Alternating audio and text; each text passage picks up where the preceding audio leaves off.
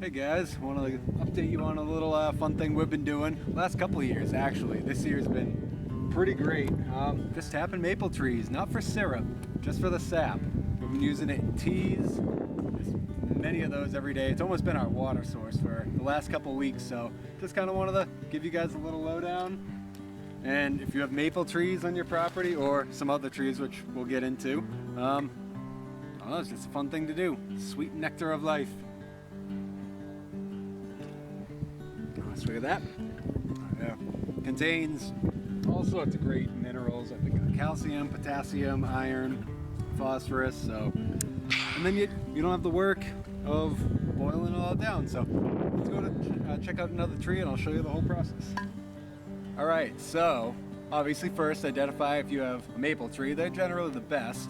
You can do black walnuts, which we have a lot of on this property, and it's a pretty good sap. Has a different taste to it, but we have a Norway maple here. Sugar maples are the best. We have a couple of those tapped, and they're the sweetest, but these are still pretty good. So we have our spile here that will tap into the tree, and we use glass milk jugs. You can use just whatever you have on hand. You can use plastic too. We just like glass better. We'll be getting about a gallon of sap a day each tree, and obviously you'll need your drill. A little wood boring bit. And we're just going to pour just a very shallow hole, just get through the bark and in just of the into the wood of the tree. So let's give that a shot.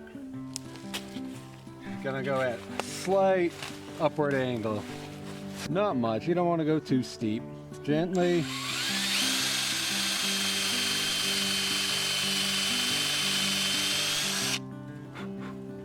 That's probably about good. About an inch.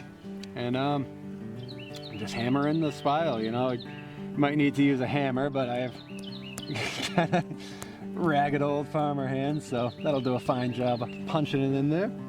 Then that's pretty much it. We're gonna expect about a gallon of sap out of this by tomorrow morning.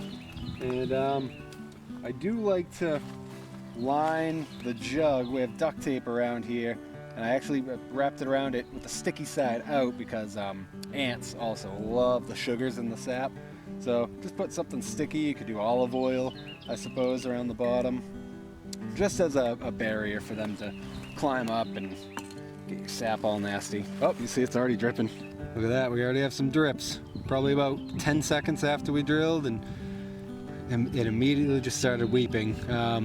So we've been actually tapping a few of these trees for a couple weeks now. You can start right when the days are, above freezing, ideally near 40, but it's still getting cold at night, below freezing. So that's the best time. It creates the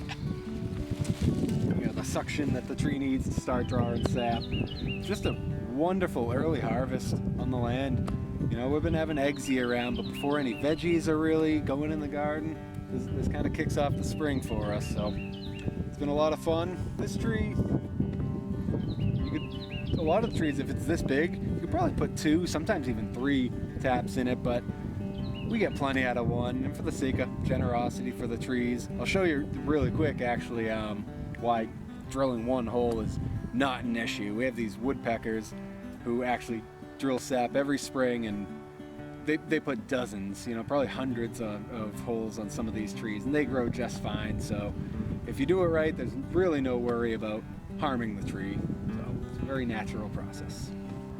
Now here's a branch of an old apple, and it's had decades of that sapsucker pecking. You could call it damage, but I mean, we picked a crop off of this tree last year. There's great apples on it, still leafed out just fine. So, I mean, if it goes unchecked, they can do a number on the tree just because they drill so many holes. But, so I figure, if these trees can survive decades of having dozens of holes poked in them every year, 1 or 2 here or there on a giant maple, that shouldn't hurt it, right? All right, well, here's the fruits of all our labor right here. This is just about a day's worth from 2 trees. Thanks for watching and coming around the property with us. We love having you here. We want you guys to join the discussion. Let us know what else you might want to be seeing. We're going to be doing a pretty cool greenhouse coming up, so that'll be videos coming up. So, but right now, let's enjoy the fruits of our labor.